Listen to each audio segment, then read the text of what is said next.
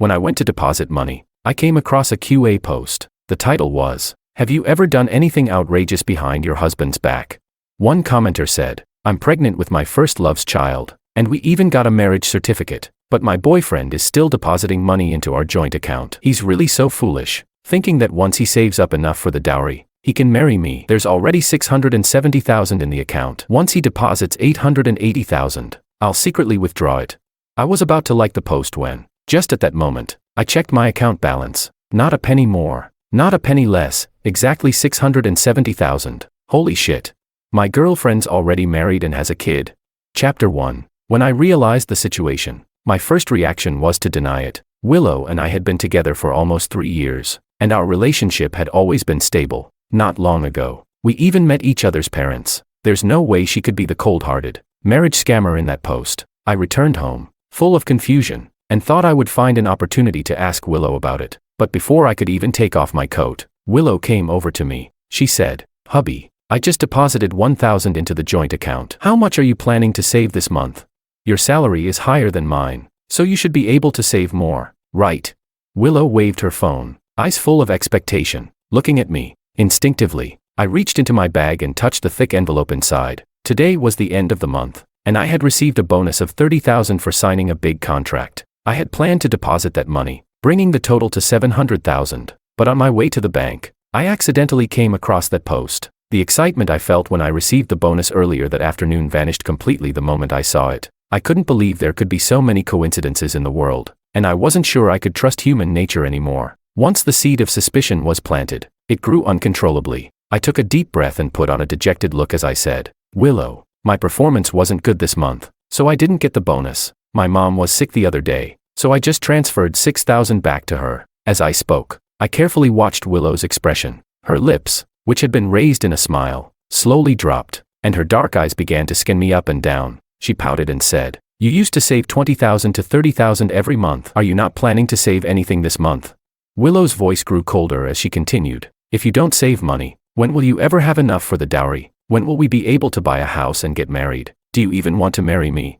Hearing the word marriage, I couldn't keep my emotions in check anymore. I almost wanted to drag her straight to the marriage registration office to check her marital status. I shot her a cold glance and walked toward the bedroom. I said, "When your mom demanded such a high dowry, why didn't you say anything? Is it that if I can't afford the $880,000 dowry, you won't marry me? If it weren't for me, would you be asking anyone else for this much dowry?" "Willow, stop using this moral blackmail on me. I've already said I don't have the money this month." Perhaps I had hit a nerve, as Willow's face paled slightly, but she quickly regained her composure and followed me into the bedroom. She said, "George, I'm helping you. All the money I've saved these past 2 years, I've deposited into our joint account. It's all to help you get the dowry sooner. Who else gets married and doesn't save for their own dowry? What's wrong with you?" But as she spoke, she seemed increasingly unsure, clearly lacking confidence, because the amount she had saved didn't even add up to a fraction of the dowry. The so-called saving for the dowry together, and the image of a considerate girlfriend now seemed like nothing more than a brainwashing tactic. I sneered, sat down at the desk, and said, "I think that even without a dowry, you'd still marry someone else, wouldn't you?"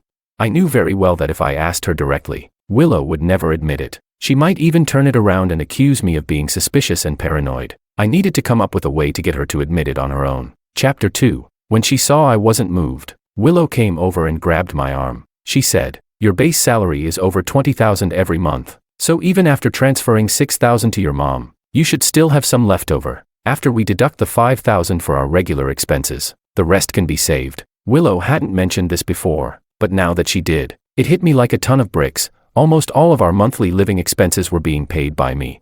Aside from depositing $1,000 into our joint account every month, she hardly spent any money at all. I looked up at Willow's lips, which were opening and closing, and suddenly said, "Willow, let's go get married." The air fell deathly still. It was so quiet that I could almost hear her swallowing. Willow's words got stuck in her throat, and she couldn't bring herself to say anything. I rubbed my forehead, forcing a smile. "We've almost saved enough money, and we're not getting any younger. Let's go register and get married. Didn't you say you couldn't wait to be my wife? Well, let's do it now." But Willow didn't seem as excited as I had imagined. Instead, her eyes were filled with a desperate, near-death kind of hopelessness. After a long silence, she finally came up with her words. Leaning slightly against me, she said, "Honey, we agreed to wait until we've saved $880,000. and buy a house before holding a wedding. Why do you suddenly want to get married today?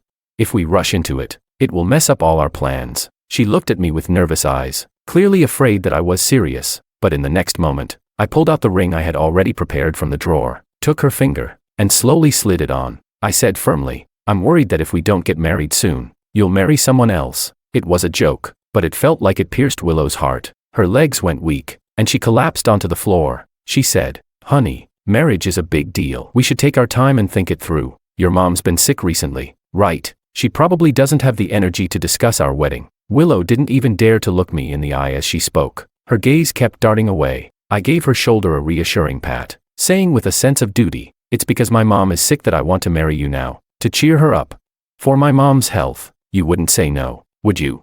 With just a few simple sentences, I shut down all of Willow's weak excuses. Willow was speechless, nervously biting her lip. She stood up from the floor, saying she needed to call her parents to inform them. I didn't stop her and let her sneak into the study. Not 2 minutes later, I heard Willow's mumbling voice through the wall. The room had good soundproofing. I pressed my glass against the wall and leaned in. What had been muffled before now became much clearer. Willow's voice was pitched high as she said, honey, once you're back at work, we can be together every day. You need to take care of yourself over there, or I'll worry about you. When I heard this, my suspicions were finally confirmed. The seed of doubt that had been planted in my heart had now fully rooted and sprouted into a massive tree. Its branches burst through my chest, shredding my heart into bloody pieces. In the next room, Willow's voice continued in the same fake, high-pitched tone. Honey, when you come back, we can start planning to buy a house. Don't worry, I'm a little rich woman too, I've got money. I couldn't help but laugh bitterly. Willow has money. What a joke. Out of the $670,000 in the joint account, $660,000 of it was mine. Chapter 3. The next morning, I dragged Willow with me to the marriage registration office. At this point, Willow completely panicked. She curled up in the bed, refusing to go no matter what. She said, honey, this is just too sudden. I feel like I have pre-marriage anxiety. Can we talk about marriage later?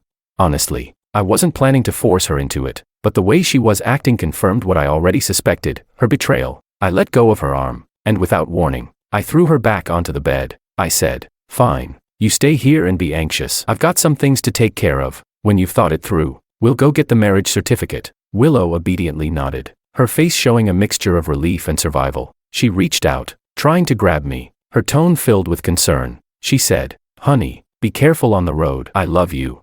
As I was about to leave, my steps faltered at the door, and my chest tightened with pain. She had said, I love you countless times over the past 3 years, but only now did I realize how bitterly ironic it sounded. I turned around, raised an eyebrow, and said, you love me? Willow, you're kind of strange. If you really loved me, you'd be rushing to the marriage office with me right now, wouldn't you? I put on a look of heartbroken disappointment, stumbling dramatically. This time, Willow had nothing to say. She turned her back to me, and her voice grew cold. She said, George, are you trying to force me?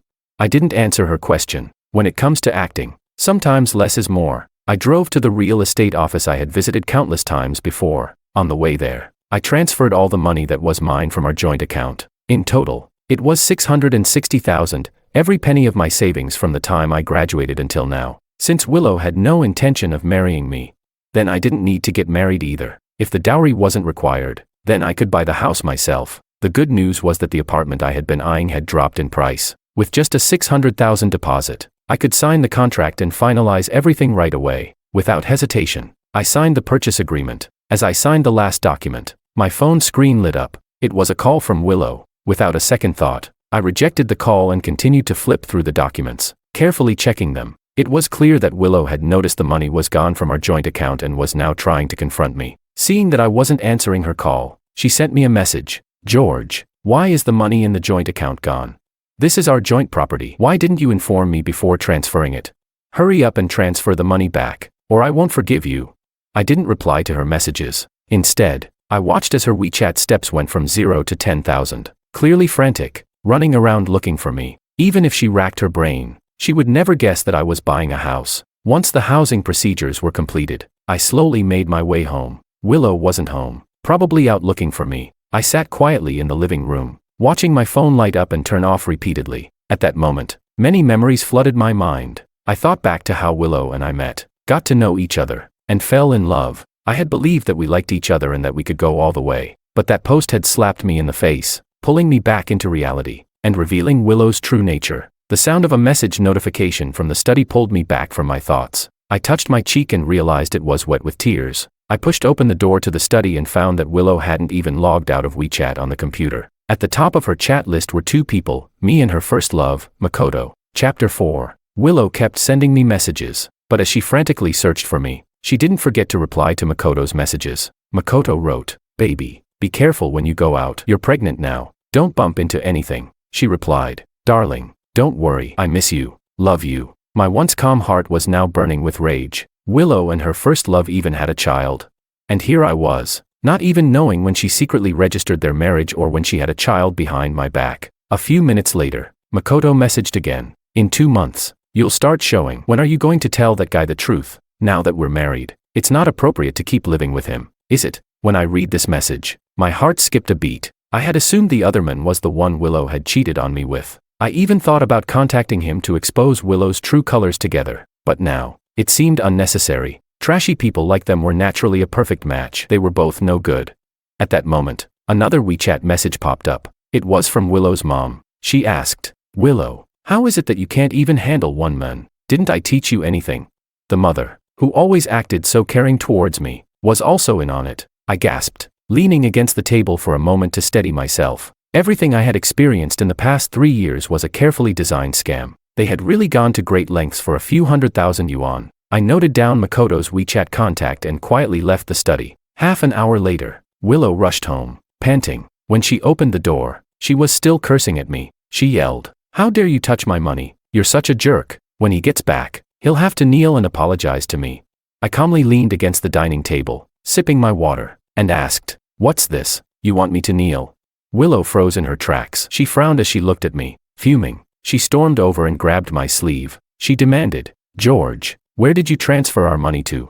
I put the water cup down and pulled my arm free from her grip. Then I turned and walked into the living room. Sitting down on the sofa, I said, "Please speak carefully. That 660,000 is my money, not yours. You've only contributed less than 10,000 in 2 years. How dare you say it's all your money?" Willow's brow twitched. She tightly clenched her hands by her skirt, as if she was about to slap me any moment. She suppressed her anger and coldly questioned, "We're supposed to get married, which means it's our joint property. You took all that money without saying a word. What is that about? And what did you even use that money for?" I casually crossed my legs, not even bothering to look at her. I said, "I bought a house." Willow's pupils went wide. She raised her voice, incredulously repeating, "What did you say you did with the money?"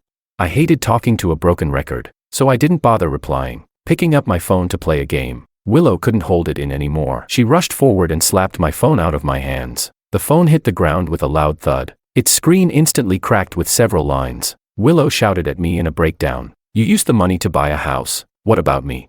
Your future plans clearly don't include me, do they?"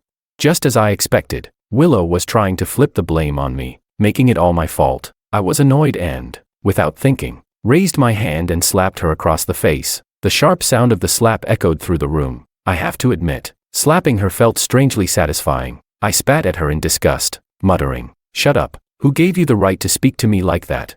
Willow, who had been yelling just moments ago, went completely silent. Her eyes widened, and she stood there frozen. Tears filled her eyes as she spoke in a trembling voice. "George, how dare you hit me? You're the one who betrayed our relationship. You'll regret this."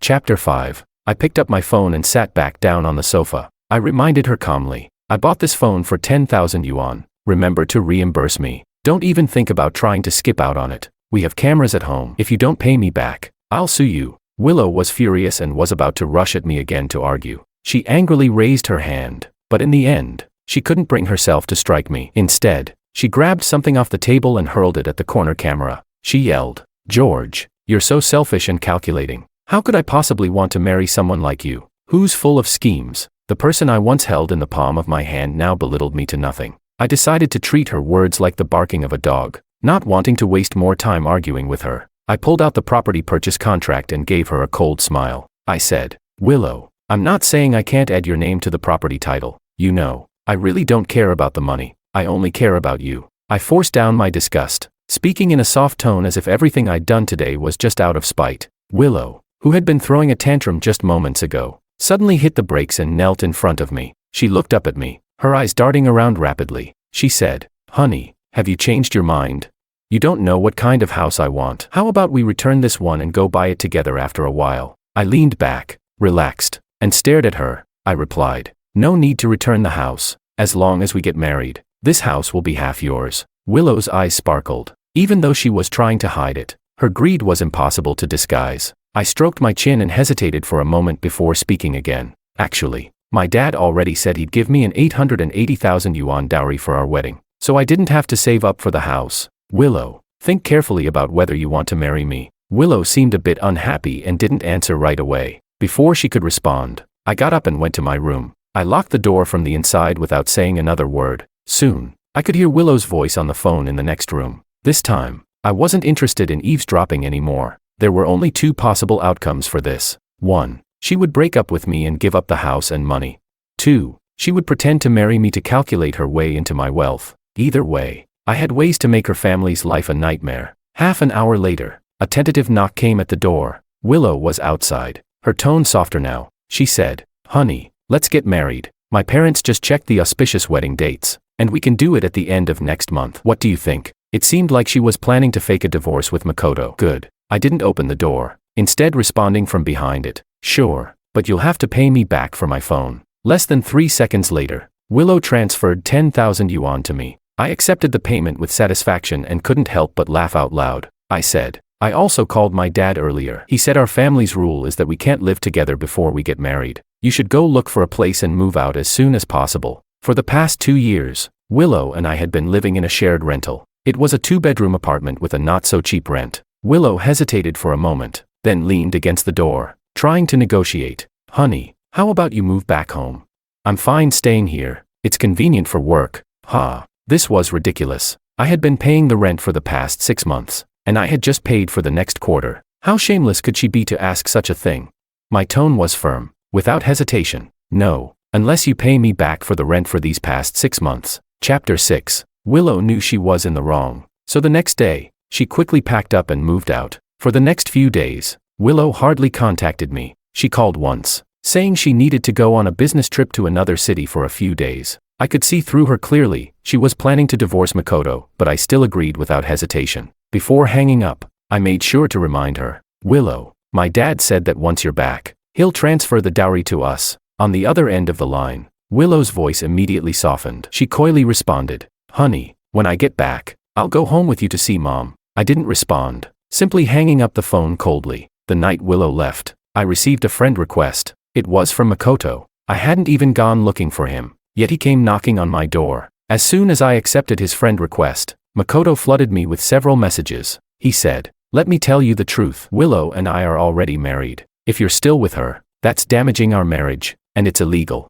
I couldn't help but laugh at this. I replied briefly, is that so? Then Willow said she wanted to marry me. Is she trying to scam me for a dowry? I'll have to report her to the police then. Makoto was fuming, almost replying instantly, George, you're the one who's messing with my wife and putting a green hat on me. And now you're taking advantage of the situation and biting back. Stay away from her, or don't blame me for making things unpleasant for you. From beginning to end, I hadn't done anything wrong. I never planned to interfere with anyone's relationship. Willow had talked about marriage with me, then turned around and married someone else. How did that suddenly become my fault? I calmly replied, didn't you see I already made her pack up and leave? Take her if you like. I have no interest in her whatsoever. The words I had used to get Willow to move out were all lies. Now that she was gone, it felt like I had shaken off a pile of rotten mud. I was actually relieved. Willow still didn't realize that I had already unilaterally broken up with her. It was clear that she had gone to find Makoto and brought up the divorce. But obviously, Makoto wasn't as cooperative as she had hoped. Makoto continued to threaten me over the phone. I'll quit my job and come back in a few days. I won't let you off the hook. Then he hung up. From his tone, I could tell that Willow hadn't shared her dowry scam plan with Makoto, because if she had, Makoto wouldn't be so angry. He would have likely gone along with her fake divorce plan, getting the dowry and then remarrying her afterward. Now, the situation was the complete opposite. Makoto was coming at me to provoke me, clearly trying to make me angry and deter me from marrying Willow. So, the only two things Makoto knew for sure were, Willow had asked for a divorce, and Willow was going to marry me. He had no idea about Willow's plan to scam a dowry. This also meant that Willow and Makoto weren't exactly on the best of terms. Willow had her own agenda. It seemed both of them were scheming. If that was the case, it wouldn't be long before there were cracks between them. And when that happened, It would be easy to deal with them one by one. Chapter 7. A few days later, Willow appeared downstairs at my company, holding a box of lunch. I didn't extend my hand to take it as usual. Instead, I asked coolly, "What are you here for?" Willow bit her lip and smiled shyly. She said, "Honey, we're getting married next month. I came to see you. Is that a problem?" I took a few steps back, maintaining a safe distance from her. I replied, "No need. I've been busy lately. Don't contact me unless it's necessary." She seemed to sense the coldness in my tone, and her face fell a little, but she still didn't give up and asked, "Even though we're not married yet, we're still boyfriend and girlfriend. Why can't I come to see you?" I forced a smile, holding back my disgust. I said, "We're not boyfriend and girlfriend anymore." Willow's face changed instantly, and the hand holding the lunchbox tightened. She bit her lip and asked, "George, what do you mean?" I pulled out my phone and opened the chat with Makoto. I said, "You should be familiar with this guy, right?" Willow's face turned pale, and the lunchbox fell to the ground. She took a couple of steps forward, emotionally distressed, and tried to grab my arm. She said, "Honey, listen to me. It's all a misunderstanding. I don't have any relationship with Makoto. I only love you." I pushed her hand away roughly and asked, "How? Did he force you to get married?" Willow lowered her head, looking like a victim. She said, "Yes. He kept bothering me and threatened to harm you if I didn't marry him. I was so scared he would hurt you that I made a terrible mistake." "Such an absurd excuse," I replied coldly. "You must really love me." "Huh." Willow immediately knelt down and hugged my leg, saying, "Honey, I've realized my mistake. Compromise doesn't solve problems. I've already started divorce proceedings with him, and once it's done, we can get married the very next day." Ha. Her timing was so tight. I lifted my free leg and kicked her shoulder, sending her tumbling to the ground. "Sorry, I don't like women who've been married before." Chapter 8. Willow was thrown to the ground by my kick, and she propped herself up, looking pitiful as she said, "George, why can't you understand me? I only married him for you. I have no feelings for him. He's worse than a pig or a dog in my eyes. How could I possibly fall in love with him?" Willow was shamelessly insulting Makoto, as if she had truly severed ties with him, but I could still sense the reluctance and hesitation in her words. Makoto was her first love, and he held the most important place in her heart. I sneered. "Take care of your own mess first." Willow thought I was giving her a chance to change, so she quickly nodded and promised, "Honey, I'll take care of everything." I secretly turned off the phone recorder, then turned and walked back to the company. Once inside, I sent the recording to Makoto without hesitation. A few minutes later, Makoto called me, his emotions completely unraveling. The recording was cold and emotionless, and Makoto couldn't see the speaker's expression, so he naturally believed it to be true. The rift between him and Willow would only grow deeper. I didn't pick up, instead adding him to my blacklist for some peace and quiet. Makoto wouldn't be able to vent his anger on me, so he'd probably go straight to Willow. At that point, they were likely to have a nasty confrontation. Sure enough, a couple of days later, I heard that Willow had been hit on the head. She called me in tears, choking on her words as she said, "Honey, I'm hurt. Can you come to the hospital to see me?" I was irritated and hung up immediately. Recently, Willow and Makoto, this pair of lunatics, had been calling me non-stop. They even used different numbers to contact me. By now, I had blocked at least 20 or 30 numbers. Soon, I got a call from Willow's mother. I hesitated for a moment before answering the old witch's call. On the other end, the old witch sighed dramatically. She said, "George, Willow has realized her mistake. She and Makoto are taking a break right now. Once they're done with the paperwork, I'll fully support you two getting back together. Actually, she's a victim. You know, you don't understand. She got hurt again, and it was that bastard who did it. Willow's been terrified ever since, afraid he'll come after her." I didn't speak, just listened in silence, curious to see what else she could say. The air hung heavy for a few seconds before the old witch continued. "You and Willow have been together for 3 years. It hasn't been easy for both of you. As compensation, when you buy your house, you can write your name on the deed." Okay, what? What did that mean? So, their original plan was to not have my name on the house deed at all. Even a capitalist would shed tears hearing this. They had been scheming to steal my savings, and now they were trying to act like adding my name to the house deed was some kind of favor. What a joke. After she finished speaking, I calmly asked, "Which hospital is Willow in?" Chapter 9. The old witch thought I had softened, so she quickly said, "She's at the City People's Hospital, on the 2nd floor, room 208. I didn't respond, just hung up the phone. Then I opened WeChat and unblocked Makoto, who had been on my blacklist. I sent him a message.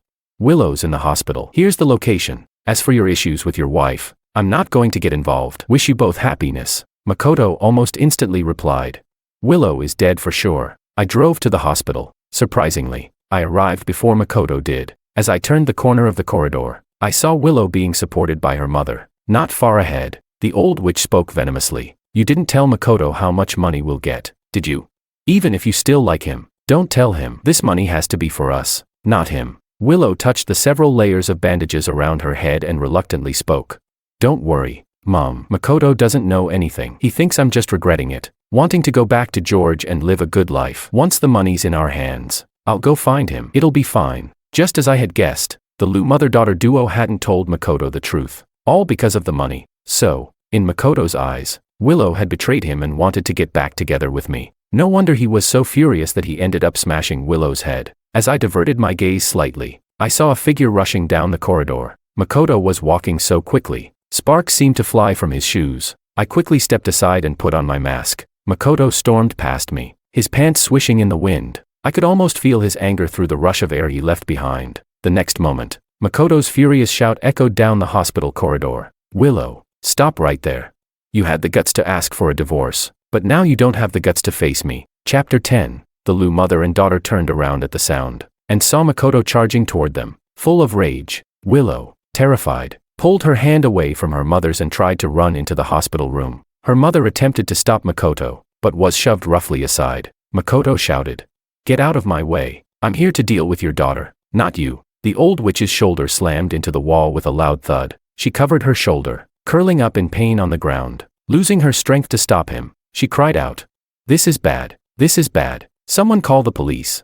That madman is going to kill my daughter. What are you standing there for? Call the police." Before she could finish, she gasped and fainted from the pain. 2 nurses rushed to help her. I hid in the shadows, watching as Willow and Makoto ran into the hospital room, one after the other. When Makoto entered, he grabbed and forced Stan from the hallway and slammed the door behind him with a loud bang. Soon, a crowd gathered outside the room. I joined in, wanting to see what was going on inside. People around me were whispering, "Oh, the door's locked from the inside. We can't open it. That guy looks really fierce. I wonder what she did to upset him. Why else? She must have cheated on him, right?" I squeezed through the crowd and casually said, "That guy's a homewrecker, and now his wife's with someone else." The crowd gasped in surprise, all turning to look at me. I added, "She was planning to divorce him, steal another guy's dowry and savings, but he found out." The crowd sucked in several sharp breaths. Finally, everyone spat in unison toward the door of the room. Ugh, they're all trash. At that moment, a loud crash came from inside the room,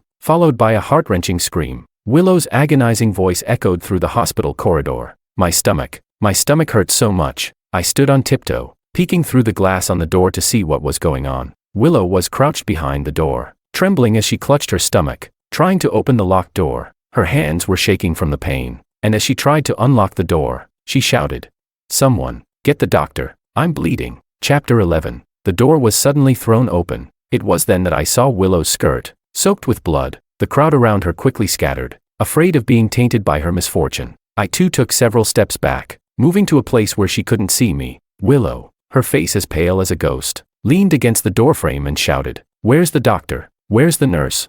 Are you all blind?" The next moment, as though she had lost too much blood, she collapsed to the floor. Hearing the news, medical staff rushed to the scene and swiftly carried Willow away, trying to stop the bleeding. As time passed, Makoto still hadn't come out of the room. Everyone assumed that Makoto, in a fit of rage, had beaten Willow into this condition. No one dared to enter easily, afraid they might be attacked indiscriminately by him. Finally, a security guard, holding a baton, bravely entered. Seconds later, the sounds of frantic cries for help echoed from the room. "Doctor, doctor, hurry, he's about to die too. He's covered in blood." When I heard that, I finally relaxed. The dog-eat-dog drama I had carefully orchestrated had gone exactly as I wanted. I squeezed through the crowd of onlookers and entered the room, only to see Makoto curled up on the floor, drenched in blood. Next to him lay an Stand, also stained with blood. Willow's strike was truly ruthless. Throughout the entire ordeal, I just stood among the crowd, coldly observing. When Makoto was carried away by the doctors and nurses, blood continued to ooze from the back of his head. The sight was terrifying. I didn't leave immediately but instead sat down in the hospital hallway, waiting for news about the 3 of them. The first update came from Willow's mother. She had a history of severe hypertension, and today, with all the commotion, her blood pressure had spiked uncontrollably. Her situation was critical, and it could very well worsen into a stroke. I watched as doctors and nurses ran up and down the hallway, all of them sweating profusely. The Liu family had certainly contributed to the hospital's KPIs today. Half an hour later, Makoto slowly regained consciousness. He had a mild concussion. Nothing too serious. The first thing he did upon waking was search for Willow. Ignoring the nurse's protests, he stumbled out of bed, still holding his head, which had been wrapped in layers of bandages, and shouted that he was going to get revenge on her. That shameless, flirtatious bitch. I used to be the one who cheated on others, but today, this bitch has cheated on me. Before he could finish his curse, he lost his balance and fell to the floor in an awkward heap. I didn't respond but simply made my way to the obstetrics and gynecology department. Willow had been in surgery for over 2 hours, and she still hadn't come out. The baby could be saved at this point. Chapter 12. At that moment, a nurse, her clothes stained with blood, rushed out of the operating room in a panic. She shouted, "It's bad, it's bad. The patient is losing too much blood. We need immediate surgery. Where is her family?" I pretended to be passing by and pointed behind me. "I heard her husband is in room 208. He just woke up." The nurse, hearing this, hurried off to find Makoto and get him to sign the consent forms. However, Makoto refused to sign no matter what. He said, "We're getting divorced. Whether she lives or dies is none of my concern. She'd be better off dead." He argued with the doctor and nurse for a while before finally signing the consent form, though reluctantly. But by the time the surgery started, it was already too late for Willow. When she was brought out of the operating room, her face was devoid of color. According to the doctors and nurses, Willow had suffered a heavy blow to the abdomen, damaging her uterus. The baby was gone, and her uterus had to be removed. Makoto didn't even glance at her as he returned to his room. After that, Willow refused to rest. She insisted on waiting at the door of the emergency room for her mother. I kept my gaze on her until she was wheeled away. All three of them had received the retribution they deserved. I left the hospital and didn't wait any longer. A week later, I heard that Willow's mother had been revived. Unfortunately, she had suffered a stroke and was now paralyzed in bed. Willow resented Makoto for causing both her and her mother's suffering. So, one night, Willow snuck into Makoto's hospital room with a fruit knife and stabbed him. Makoto, who was still recovering, became even worse. He immediately tore his relationship with Willow apart and called the police.